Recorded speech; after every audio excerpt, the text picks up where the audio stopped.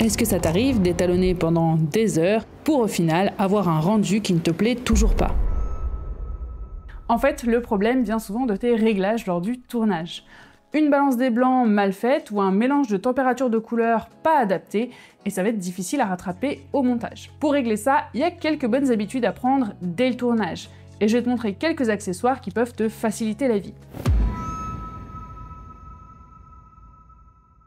Alors, on va essayer de faire un setup interview pour voir un petit peu comment faire étape par étape. Donc là, je suis avec Valentin qui va me servir de modèle. Et la première chose à faire, ça va être surtout de poser sa caméra. Le défaut que je vois souvent, c'est de vouloir faire de la lumière sans avoir posé son cadre. Et le problème avec ça, c'est que tu vas te retrouver soit avec un pied de lumière dans le champ ou une composition de lumière qui va pas du tout correspondre au plan final. Donc, je commence par tester différents cadres pour trouver celui qui me convient. Je vais aller chercher des angles de mur pour créer de la perspective. La fenêtre va également ici me servir de point lumineux pour créer du contraste et va motiver mon éclairage. J'ai également ajouté une petite lampe de chevet qui va ajouter du contraste de couleur.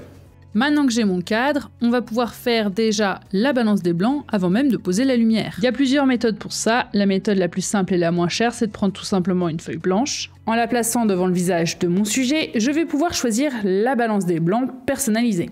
Tu peux également utiliser un gris neutre qui va t'aider non seulement à faire ta balance des blancs, mais aussi à faire ta mise au point avec la mire qu'il y a au milieu. Maintenant, si tu veux être plus précis, il existe cet outil. C'est le Light Color Meter de chez Datacolor. C'est tout simplement une cellule qui va capter la lumière pour te donner une balance des blancs précise, avec la température de couleur, mais aussi la présence ou non de teintes plus ou moins magenta ou vertes. Du coup, je vais utiliser l'application qui va avec l'accessoire, et je vais venir le poser directement devant son visage au niveau de la lumière. Je retrouve toutes les données dans l'application et je n'ai plus qu'à les reporter dans mon boîtier. Je vais également pouvoir régler ma key light en utilisant cette même température de couleur pour correspondre avec celle de ma lumière ambiante. Je vais rajouter ensuite un réflecteur blanc pour déboucher les ombres de l'autre côté. Et pour détacher mon sujet du fond, je vais ajouter une backlight. De nouveau ici, je vais pouvoir utiliser le Light Color Meter pour connaître la température de couleur de la lampe et la faire matcher directement avec mon spot pour la backlight. Enfin, je vais devoir faire correspondre l'image de mes deux boîtiers qui ont été configurés différemment.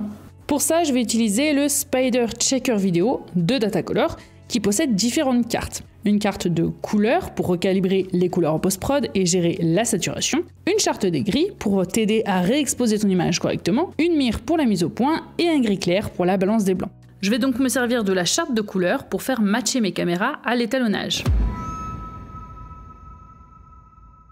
Une fois ton montage terminé, tu vas pouvoir commencer la colorimétrie, mais si tu veux te mettre sérieusement à l'étalonnage, je te conseille d'avoir un écran de qualité. Tous les écrans affichent des couleurs différentes, et selon la lumière de la pièce, ta perception de la luminosité va varier.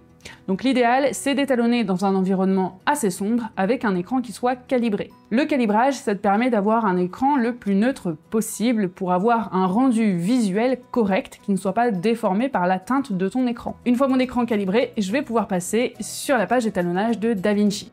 Donc je reprends ici mon gros plan, mais au moment où on a le Spider Checker Video qui va nous permettre de faire un petit peu des ajustements. Donc la première chose que j'ai fait, ça a été de rajouter une conversion d'espace colorimétrique pour pouvoir transformer mon plan en Rec 709. Et je vais maintenant rajouter plusieurs nœuds que je vais venir mettre avant cette conversion pour pouvoir faire mes corrections d'image. Donc sur mon premier nœud, je vais rester sur la vue du waveform et je vais aller ici dans le Power Window chercher l'outil plume qui va me permettre de sélectionner directement ma charte des gris ici. Avec donc le masque, je vais pouvoir afficher uniquement ça et venir voir ici dans mon waveform que je vais mettre plus grand un petit peu ce qui se passe. Donc on voit ici que le rouge, le vert et le bleu sont pas du tout sur la même ligne, c'est-à-dire qu'il y a plus de rouge, ensuite plus de vert et le bleu est un peu à la ramasse. Donc le but ici, c'est de remettre les trois au même niveau pour que le blanc soit bien blanc. Donc je vais venir jouer avec les courbes. Donc puisque le bleu il est un peu en dessous, on va le remettre un peu plus haut. Pareil avec le rouge, on va venir le descendre et comme ça on va essayer de venir créer quelque chose qui soit bien blanc au milieu. Une fois que j'ai fait ça, je vais pouvoir désactiver mon masque et je vais pouvoir également désactiver mon outil plume puisque pour le moment ça n'affecte que mon Power Window. C'est un peu mieux. On va maintenant rajouter un autre nœud sur lequel je vais venir voir ici le Vector Scope. Et en fait, on va venir jouer avec la charte des couleurs.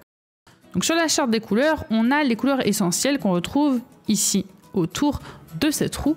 Donc on a du rouge, du magenta, du bleu, du cyan, du vert et du jaune. Et on voit que grâce à la charte des couleurs, on a des petits points qui s'affichent et qui nous indiquent un petit peu où se trouvent nos couleurs. Le but, ça va être de les remettre justement dans les petits carrés ici, qui représentent 75% de saturation. Donc je peux déjà aller augmenter un peu la saturation jusqu'à ce que l'un des points touche à peu près une case. Et ensuite, je vais aller ici, toujours dans les courbes RVB, mais cette fois, je vais aller dans l'onglet Hue versus Hue, ainsi que l'onglet Hue versus saturation. Donc je vais venir ici, d'abord sur Hue versus Hue, cliquer sur chacune des couleurs qu'on a en bas, qui permet de sélectionner une à une. Et je vais aller essayer de rejouer ici, donc par exemple sur le magenta, pour l'aligner avec le carré. Là on voit par exemple, c'est flagrant au niveau du vert, c'est pas du tout au bon endroit. Donc je vais pouvoir rejouer avec le Hue versus Hue pour le remettre au bon endroit pour que ce soit aligné avec le vert. Et ensuite, dans le Hue versus Sat, je vais refaire la même chose. Je vais aller chercher tous mes points et je vais pouvoir rajouter de la saturation dans le vert pour que ça arrive jusqu'au carré. Donc je vais jouer comme ça avec tous mes points pour essayer de bien les assembler dans chaque carré correspondant. Et donc ça nous donne maintenant ceci. Donc avant, après. J'ai plus qu'à faire la même chose avec mon plan taille pour avoir une concordance entre les deux caméras. Et c'est comme ça que je procède pour avoir la meilleure teinte de peau sur mes interviews. Et après avoir pu tester tous ces accessoires pendant plusieurs semaines, je trouve que ça change pas mal la donne. Parce que sur les tournages corpo, on doit souvent composer avec des lumières qu'on peut pas gérer et qui viennent parasiter notre plan. Donc avoir des petits outils comme ça qui prennent pas de place, qui sont faciles à utiliser, ça permet vraiment de gagner un temps fou derrière et pas s'arracher les cheveux au montage parce qu'on avait un projecteur qui correspondait pas avec la lumière ambiante et que ça faisait un mélange bizarre de lumière par exemple. Évidemment, c'est pas des outils qu'on va utiliser sur du run and gun, hein. T'auras pas le temps de tout mettre en place. C'est plus des outils qu'on va prendre pour du documentaire ou de la fiction, sur des shootings photos aussi par exemple que tu fais en studio. En fait, c'est vraiment fait pour des projets assez posés où tu as un peu de temps pour faire la mise en place. Le Light Color Meter, personnellement, je trouve que c'est un très bon outil. Ça permet d'être sûr que tes projets, ils ont la bonne température de couleur parce que souvent le souci, c'est que même si on a un projet avec une température variable, selon l'intensité qu'on va mettre sur le projet, la température, elle va pas être super précise. Donc là, ça me permet de vraiment revérifier que tout est correct, vérifier également que ma balance des blancs, elle est bonne, que ça matche bien avec la lumière principale que je vais utiliser. Après, je t'avoue, le seul souci que j'ai avec, c'est qu'il faut encore utiliser une application. Et moi, ça m'énerve d'avoir 15 applications ouvertes sur mon téléphone parce qu'il y en a une pour la lampe, une pour l'accessoire, une pour autre chose. Donc ça, c'est un truc qui me saoule un peu. Mais c'est devenu la norme aujourd'hui d'avoir des applis pour tous les accessoires et toutes les lumières qu'on a en vidéo, donc c'est normal qu'ils en aient fait une aussi. Mais j'aurais préféré quand même avoir un petit écran en dessous pour avoir directement la lecture en réel. Après, quand je sais que j'ai pas beaucoup de temps de mise en place, je vais uniquement utiliser le checker vidéo. Ça, franchement, c'est mon accessoire préféré. J'utilise tout le temps maintenant pour les interviews parce qu'en fait, tu as juste à le placer devant le visage de la personne.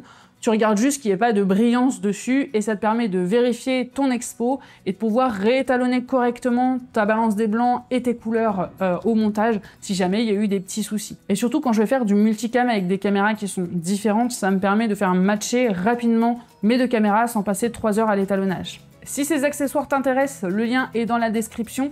N'hésite pas à me partager ton avis ou tes questions en commentaire. Moi, je te dis à très bientôt et d'ici là, n'oublie pas de pratiquer car c'est le meilleur moyen de t'améliorer.